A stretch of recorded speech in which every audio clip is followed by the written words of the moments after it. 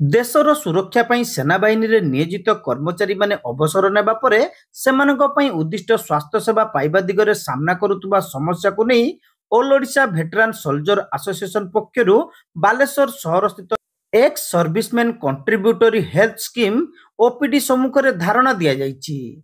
Association रो सभापति चंद्रमणि महापात्र नेतृत्व में संख्याधिक अवसरप्राप्त सेना कर्मचारी एही धारणा रे बसिबा सहित ईसीएचएस सेवा बंद को नहीं तीव्र असंतोष प्रकाश करथिले। उत्तर ओडिशार बालेश्वर भद्रक मयूरभंज प्रभृति जिलार अवसरप्राप्त सेना कर्मचारी और तांको परिवार सदस्य को मिसाई प्राय 15,000 रु अधिक व्यक्ति बालेश्वर सहरर ईसीएचएस ओपीडी उपरे निर्भर करिथांती। मात्र परिचालनागत त्रुटि पई अप्रैल 1 रु एही सेवा बंद रहिछि। भुवनेश्वर स्थित ईसीएचसीएस निर्देशकों पक्षरु बालेश्वर यूनिट रे डाक्तर और फार्मासिस्ट नियुक्ति तथा औषध प्रदान निमित्त प्रत्येक वर्ष टेंडर आह्वान करा जायथाय। गत वर्ष सेप्टेम्बर मासरे एही टेंडर प्रक्रिया सारिबा कथा, मात्र एपर्यंत 2025-26 आर्थिक वर्ष पई नूतन नियुक्ति नै काहारिकु चूड़ांत करा जाय पारि नाही। एहिभଳି अव्यवस्था राज्यव्यापी चलतिबा एसोसिएशन रो सभापति श्री महापात्र एही अवसर रे आरोप उठाइछंती। नियमित सुचारू रूपे चलतिबा ईसीएचएस रे आंचलिक निर्देशकों दायित्वहीनता पई प्रथम थर एहिभଳି अव्यवस्था देखा दैछि। अवसरप्राप्त सेना कर्मचारी मानक पई स्वास्थ्य योजना रे सैनिक अंश भाबे पेंशन रु किछि अंश जाउथिले भी 4 दिन धरि ओपीडी बंद रखा जायतिबा प्रतिवाद रे सेमाने धारणा रे बसिछंती। एहाकु नै एसोसिएशन पक्षरु ईसीएचएस केंद्रीय निर्देशकों उद्देश्य रे एक स्मारक पत्र प्रदान करा जायतिला।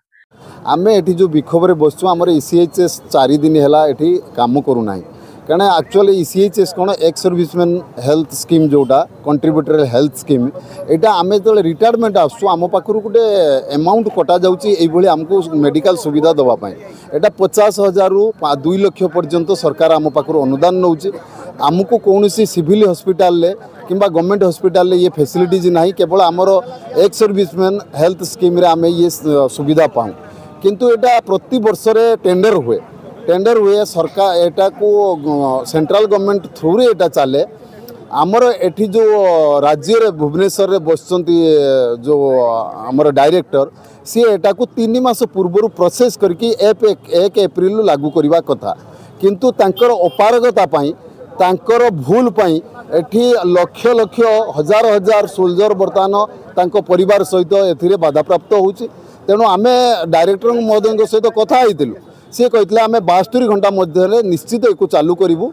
72 घंटा 3 दिन क्रॉस हो गला परे आज आम बाध्य होइकि आपण गणतंत्र चतुर्थ स्तंभ आपण को जनइलु, आपणकर माध्यम केमिति ये कथा आमर रक्षा मंत्री पाखरे आमर प्रधानमंत्री पाखरे तथा आमर राष्ट्रपति महोदय पाखरे पहुँचब। आउ आम आज ये गणधारणा करूँ। आपण मानक आम यही अनुरोध करूँ, ये आमर आर्मी नेवी एयरफोर्स जो एक्स सर्विसमैन वीरनारी अच्छा से दुख आपण सरकार पाखरे एक पहुँचातु। आम विक्षोभ करूना, आज आम अनुरोध करूँ जदि ये न शुणती ताले आम बाध्य होइकि विक्षोभ दिल्ली रे ही धारणा देबू। धीरेन्द्र पंडा, प्रमोद कुमार पाणी, कमलाकांत नायक, नेपाली बेहरा, सुरेंद्र कुमार दास, गौरहरी जेना, प्रफुल्ल नायक, डंबरुधर राउत, एके मासंत, ललितेन्दु बेहरा, परमेश्वर बारिक, सुरेंद्र प्रधान, उमाकांत दास, बिरंची पाणी, सुजय कुमार दास, चौधरी उद्धव दास, जगबंधु गिरी, ब्रह्मानंद प्रधान, माधवनंद पांड्या, जगबंधु बेहरा, श्रीधर राय, दिवाकर कर, सुदर्शन पंडा, गोविंद चंद्र भोई प्रमुख वेटरान सोल्जर माने एही धारणा प्रदर्शन रे शामिल होइतिले। जय जवान जय जवान माननीय हमर दाबी न्याय्य दाबी सरकार तुम्हें माननीय हमर दाबी न्याय्य दाबी सरकार तुम्हें माननीय इससे सेवा तुरंत चालू करो माता की हमर दाबी न्याय्य दाबी सरकार तुम्हें माननीय हमर दाबी न्याय्य दाबी सरकार तुम्हें माननीय माता की भारत माता की जय जवान जय किसान जय जवान जय किसान जय जवान जय किसान वंदे मातरम वंदे मातरम चालू करो सेवा तुरंत चालू करो